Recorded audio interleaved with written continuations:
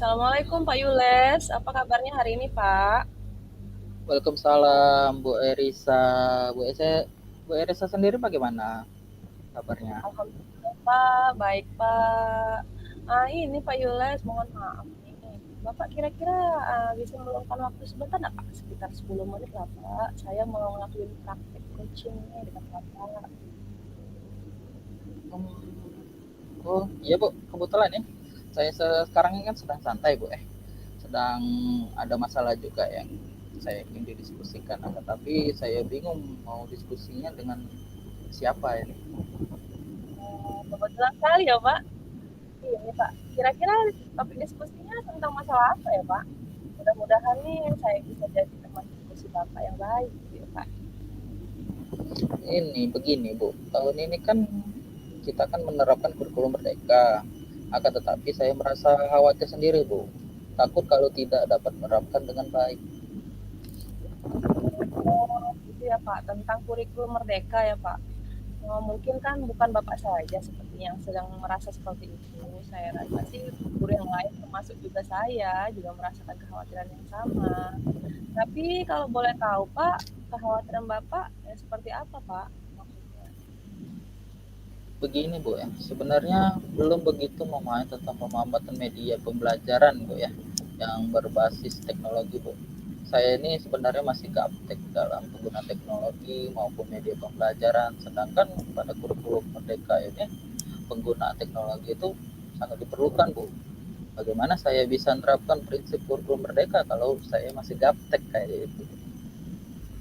Oh, jadi kekhawatiran Bapak di sini karena Bapak belum bisa maksimal menerapkan kurikulum merdeka pada saat proses pembelajaran dan dengan memanfaatkan teknologi untuk membuat media pembelajaran yang baik, gitu ya Pak ya? Ya Bu, betul sekali. Oh, baik Pak. Kalau begitu, kira-kira setelah kita melakukan sesi coaching ini, harapan apa yang Bapak ingin capai, Pak? Harapan saya Bu ya, agar dapat memahami penggunaan teknologi ya untuk memudahkan membuat media pembelajaran yang menarik sehingga dapat melaksanakan kurikulum merdeka itu dengan baik, dengan ideal lah. Oh, bagus sekali harapan Bapak ya. Pada intinya kan agar dapat menciptakan kondisi lingkungan belajar yang efektif, sehingga kita dapat melayani murid dengan baik, gitu ya Pak? Betul Bu. Nah, em, dari permasalahan yang Bapak jelaskan tadi, ini menurut pendapat Bapak dari rentang 1 sampai dengan 10, kira-kira pemahaman Bapak mengenai pemanfaatan teknologi sebagai media pembelajaran berada di rentang nomor berapa, Pak? Sekitar mungkin 5 ya Bu ya. 5 ya, Pak ya, rentang 5. Kira-kira apa saja yang sudah Bapak lakukan sehingga bisa berada pada rentang 5 ini, Pak? Kegiatan-kegiatan. Sebenarnya sebelumnya sudah menggunakan media pembelajaran Bu ya, yang langsung tersedia dari YouTube kayak itu Bu. Wah, bagus sekali itu, Pak. Saat ini kan saya juga masih menggunakan bantuan YouTube dan aplikasi yang lain untuk membuat media pembelajaran yang menarik di kelas gitu, Pak. Nah, menurut pendapat Bapak, kira-kira apa sih hambatan yang Bapak alami selama untuk memanfaatkan teknologi ini, Pak? Hambatan yang saya alami Bu ya, mungkin belum memahami cara pembuatan media pembelajaran Bu sendiri sehingga menggunakan media milik orang lain padahal itu kan milik orang lain Bu ya, kita kurang cocok dan disesuaikan dengan lingkungan kelas serta materi saya yang saya ajarkan selama ini kayak gitu. Oh, gitu ya, Pak. Jadi kira-kira Pak, harapan Bapak untuk kedepannya mengenai pemanfaatan teknologi Bapak ini kira-kira dalam skala 1 sampai 10 tadi mau dinaikkan rentang berapa, Pak? Hmm, Mungkin saya mau naik skala 8 Bu ya. Tujuannya untuk pengguna teknologi yang lebih baik lagi dalam media pembelajaran.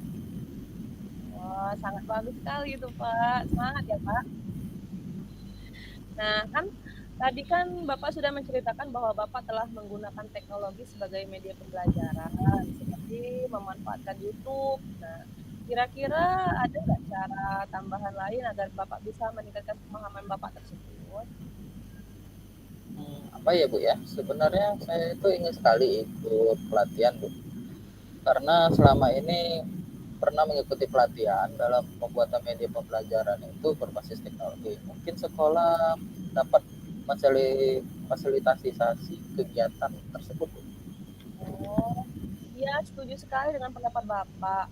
Dengan adanya pelatihan atau in-house training, ya Pak, akan dapat menambah wawasan, pemahaman kita mengenai pemanfaatan teknologi, sehingga dapat meningkatkan kompetensi guru, serta dapat memaksimalkan proses pembelajaran. Seperti itu ya Pak? Betul Bu, apalagi pelatihan itu kan dilakukan di sekolah Bu. Nah, baik Pak. Nah, menurut Bapak sendiri bagaimana caranya agar kita bisa melaksanakan pembelajaran dari sekolah ini Pak? Melakukan praktik pembelajaran atau pelatihan. Mungkin kita bisa membuat semacam pelatihan Bu, sehingga memang ada jadwal khusus yang kita belajar tanpa terbebani ya melaksanakan proses pembelajaran di kelas tersebut. Oh, bagus itu Pak. Saya setuju sekali nih dengan pendapat Bapak. Kira-kira sih kalau ada pelatihan di sekolah itu, kapan waktu yang tepat untuk pelaksanaan Pak?